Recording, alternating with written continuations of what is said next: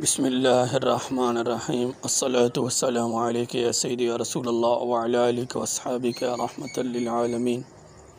معزز سامعین، ناظرین، ایک وائس میسیج ابو ایوب دیوبندی وہابی کذاب کا سننے کو ملا ہے، جس کے اندر ابو ایوب دیوبندی وہابی اہل سنت و جماعت حنفی بریلوی کا جو ایک علمی اختلاف ہے اس کو اچھالا ہے، اور اس وہابی کا بات کرنے کا مطلب یہ ہے، یہ اپنے اکابرین وہابیہ کے کفر کو چھپانے کی ناکام کوشش کی ہے۔ تو میں ابو ایوب دیوبندی وہابی سے کہوں گا، اور اس سے پہلے میں تمام اپنے سنی بھائیوں سے یہ گزارش کروں گا کہ اس میرے کلپ کو عام کرو کہ دیوبندی وہابی تک میرا کلپ پہنچ جائے۔ ابو ایوب وہابی دیوبندی سے میں کہوں گا کہ تم اتنے کذاب اور جھوٹے ہو، وہ تو ساری دنیا کو پتہ ہے، اور میرے اس پر کافی سارے کلپ موجود ہیں میرے چینل پر۔ اور میں تمہیں کہوں گا ابو ایوب دیوبندی وہابی، اگر تم واقعی حلالی ہو، یہ تو ہمیں یقین کامل سے میں کہہ سکتا ہوں کہ تم حلالی نہیں ہو، یہ میں گارنٹی سے کہہ رہا ہوں۔ میں تم سے کہوں گا، اگر تم اپنی ماں کے بیٹے ہو، تم نے اپنی ماں کا دودھ پیا ہے، کسی کھوتی یا کتیا کا دودھ نہیں پیا، جو باتیں تم ہمارے اوپر کر رہے ہو، علماء اہل سنت و جماعت حنفی بریلوی پر، اور بالخصوص کنز العلماء مفکر اسلام ڈاکٹر محمد اشرف آصف جلالی صاحب حافظہ اللہ تعالی کے بارے میں، تو میں تم سے بھی انہی الفاظ میں کہتا ہوں کہ طارق جمیل جو تیرا باپ ہے، اور وغیرہ وغیرہ جتنے بھی دیوبندی وہابی مولوی گستاخ گزرے ہیں یا موجود ہیں، تو صرف میں طارق جمیل کو لیتا ہوں۔ طارق جمیل نے حضرت یوسف علیہ السلام کی اور اماں سیدہ عائشہ صدیقہ رضی اللہ تعالی عنہا کی جو صریح گستاخی کی ہے، اور حضرت یوسف علیہ السلام کی، تو تمام تم دیو کے بچوں نے جو تحریری طور پر اور تقریری طور پر جو فتوے دیے ہیں، اور طارق جمیل نے تمہارے فتوے کو نہیں مانا، تو ثابت یہ ہوا تمہارے اپنی زبان سے جو علماء اہل سنت کے اوپر فٹ کر رہے ہو، تو اسی کا میں جواب دے رہا ہوں۔ تو میں کہوں گا تمہارے اپنے جتنے بھی فتویٰ جات ہیں تحریری طور پر یا تقریری طور پر طارق جمیل کے خلاف، ان فتویٰ جات کی کوئی حیثیت بھی نہیں ہے۔ اور میں تم سے پوچھتا ہوں کہ تم اتنے بغیرت ہو چکے ہو، علماء اہل سنت حنفی بریلوی پر تو بک بک کر رہے ہو، میں تم سے پوچھتا ہوں کہ تم نے طارق جمیل کا کب تجدید نکاح پڑھایا ہے؟ بتاؤ، کلمہ کب پڑھوایا ہے؟ اس سے رجوع کب کرایا ہے؟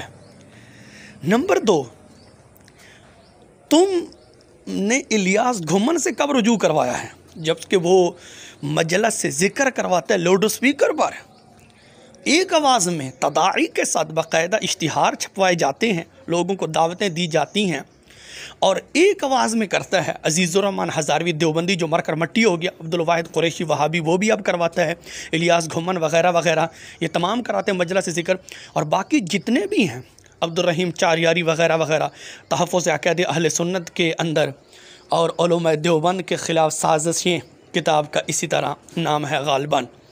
تو ان 2 کتابوں کے اندر الیاس گھمن کو دیوبند کے راستے سے ہٹا ہوا کہا ہے، الیاس گھمن کو یعنی کہ باطل تعویلات کرنے والا کہا گیا ہے، الیاس گھمن کو بدعتی کہا گیا ہے۔ تو میں تم سے پوچھتا ہوں کہ تم نے الیاس گھمن سے کب رجوع کروایا ہے؟ وہ بھی تو بتاؤ نا، کہ الیاس گھمن کے خلاف کتابیں لکھی جا چکی ہیں، طارق جمیل کے خلاف کتابیں لکھی جا چکی ہیں، لیکن تم نے ابھی تک طارق جلیل سے رجوع نہیں کروایا، تجدید نکاح بھی نہیں پڑھایا تم نے اس کا، اور بات کرتے ہو مفکر اسلام کنز العلماء ڈاکٹر محمد اشرف آصف جلالی صاحب حفظہ اللہ کی، تو میں تم سے پوچھتا ہوں کہ یہ تم نے کب کام کروائے ہیں؟ طارق جمیل سے کا کیا تم نے تجدید نکاح پڑھوایا ہے؟ اور الیاس گھمن سے کیا تم نے رجوع کروایا ہے؟ تمہارے اپنے گھر اتنا گند پڑا ہے وہ تمہیں نظر نہیں آتا، تم اتنے بغیرت ہو چکے ہو، کیونکہ تمہارا صرف مقصد یہ ہے کہ اعلیٰ حضرت الشاہ مولانا احمد رضا خان فاضل بریلوی رضی اللہ تعالی عنہ کو مجرم بناؤ۔ یہ تو تمہاری گندی سوچ، یہ تو ہو نہیں سکتا، زمین و آسمان ریزہ ریزہ ہو سکتا ہے، اور تم زہر کا ڈرم پی سکتے ہو، یہ کبھی بھی ثابت نہیں کر سکتے کہ اعلیٰ حضرت الشاہ امام احمد رضا خان فاضل بریلوی رضی اللہ تعالی عنہ مجرم بن جائیں، اور جو ہمارا گند ہے، گند گوئی والا، سہارنسوری والا، شرف علی والا اور ننوتوی والا، وہ چھپ جائے گا۔ یہ تو بالکل نہیں ہو سکتا۔ باقی رہا تمہارا یہ کہ مولانا احمد رضا خان فاضل بریلوی رضی اللہ تعالی عنہ نے جو علماء دیوبند پر کفر کا فتویٰ لگایا، یہ بھی تمہارا جھوٹ ہے۔ تمہیں یعنی کہ شرم کے اندر ڈوب کر مر جانا چاہیے۔ تم تو اتنے کذاب اور جھوٹے ہو، میں کیا بتاؤں۔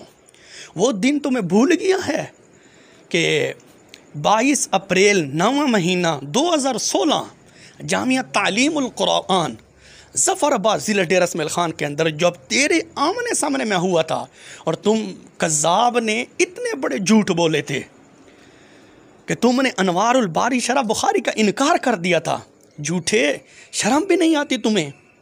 وہ دن تمہیں بھول گیا ہے۔ وہ تمام تحریر میرے پاس لکھی ہوئی ہے، لیکن تم نے انوار الباری شرح بخاری کا انکار کر دیا تھا، کلیات امدادیہ کا اپنی کتابوں کا تم نے انکار کر دیا۔ اتنے تم کذاب ہو۔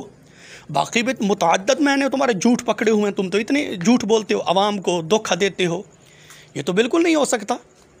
باقی رہا تمہارا یہ کہ مولانا احمد رضا فاضل بریلوی رضی اللہ تعالی عنہ نے کفر کا فتویٰ لگایا، یہ بھی تم نے جھوٹ بولا ہے۔ عرب کے کئی مفتیان کرام نے تمہارے یعنی کہ اکابرین، جن کو تم اپنا بڑا پیشوا مانتے ہو، بزرگ مانتے ہو، ان پر عرب کے کئی مفتیان کرام نے کفر کا فتویٰ دیا ہے۔ باقی رہا مولانا احمد رضا خان فاضل بریلوی رحمہ اللہ کی، بالکل انہوں نے بھی لگایا ہے، اور لیکن صرف احمد رضا خان فاضل بریلوی رحمہ اللہ نہیں ہے، وہ تو کئی عرب کے مفتیان کرام نے جب کفر کا فتویٰ دیا ہے تو مولانا احمد رضا خان فاضل بریلوی رحمہ اللہ نے بھی بعد میں کفر کا فتویٰ دے دیا تھا۔ اس میں تو کوئی چھپی ہوئی بات نہیں ہے۔ وہ تو تم نے اگر اپنوں کو پڑھا ہوتا تو یہ کبھی بھی اعتراض نہ کرتے۔ کیسے؟ تیرے گھر کے مولوی مرتضیٰ حسن چاند پوری وہابی جو مر کر مٹی ہو گئے، شرف علی تھانوی کا خلیفہ مجاز تھا، اس نے اشد العذاب کے اندر واضح طور پر لکھا ہے کہ مولانا احمد رضا خان فاضل بریلوی رحمہ اللہ پر ہمارے اکابرین کی تکفیر فرض تھی۔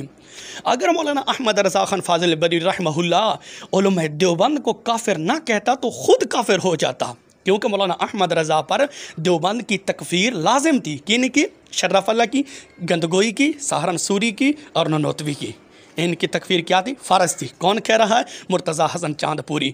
تو ابو ایوب دیوبندی وہابی، یہ تو تمہارے اپنا مولوی مرتضیٰ حسن چاند پوری کہہ رہا ہے کہ فرض تھا، تو مولانا احمد رضا خان فاضل بریلوی رحمہ اللہ نے وہ فرض ادا کر دیا ہے۔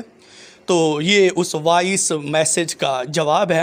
میں تمام اپنے سنی بھائیوں سے کہوں گا کہ اس میرے کلپ کو عام کیا جائے اور دیوبندی وہابی ابو ایوب تک یہ میرا کلپ پہنچ جائے۔ اللہ ہم سب کو اس